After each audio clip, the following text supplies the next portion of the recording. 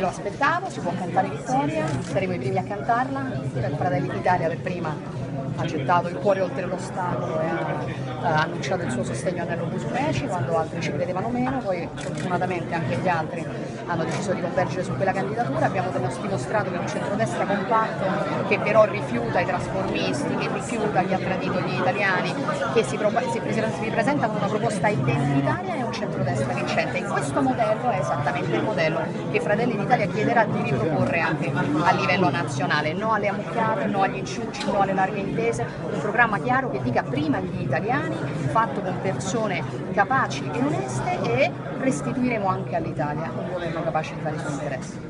Voi ci avete creduto per primi, lei crede che la vittoria di Musumeci avrà anche delle ripercussioni, degli equilibri all'interno della coalizione di centrodestra, quindi un maggiore peso di Fratelli d'Italia?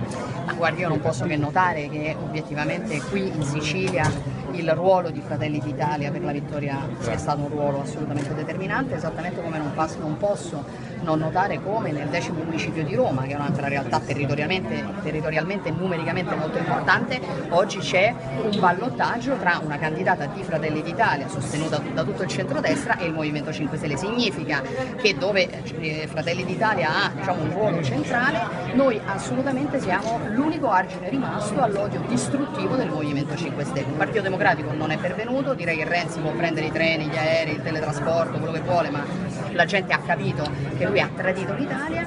Dall'altra parte il Movimento 5 Stelle, come dimostra a Roma, non è in grado di dare risposte.